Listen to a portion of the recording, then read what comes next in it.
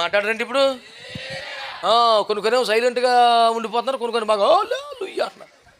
దేనికైనా కరెక్ట్గా ఉండాలి. పొంగితే బుర్లే తప్పడం లాంటి ఎవరం చేయకండి. కరెక్ట్గా బ్యాలెన్స్గా ఉండాలి. దేవునికి స్తోత్రం కలుగునుగా. ఆ రొట్టె బలము చేత, భోజన బలము చేత, దేవుని చేత, మేత చేత ఎక్కేలు కొండ దేవునికి స్తోత్రం కలుగునుగా. హల్లెలూయా. మీరు అలా చెప్తారు కదండి, మాకు చాలా ప్రాబ్లమ్స్ అండి బాబా, ఎన్ని తెలిస్తే మీరు అలిసిపోతారు. నా చాలా వచ్చినాయి ఇక్కడ కూడా. నీకు ఒక్కడికే కష్టం వచ్చినా నువ్వు ఫీల్ అవుతావు. కానీ బైబిల్ ఏమని తెలిసిన మత్తయి 5:5 వారు మీకు పూర్వమందున్న ప్రవక్తలు కూడా ఇలాగే హింసించరి, నువ్వే ఫస్ట్ వాడు కాదు, ఎక్కువ ఫీల్ అవ్వక మామూలు అని చెప్పాడు. ఒక్కరు మాట్లాడరు చూడు, ఇప్పుడు తగిలేస్తుంది కదా కరెక్ట్గానే.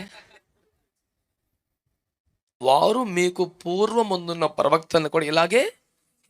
సహజమండి, ఈ మార్గం అలాంటి మార్గం కదా. నా కుమారుడు యాకోబు, నేడు నిన్ను కని ఉన్నాను, నిన్ను పార్కులో తిప్పేదను, బీచ్లో ఆడించేదను.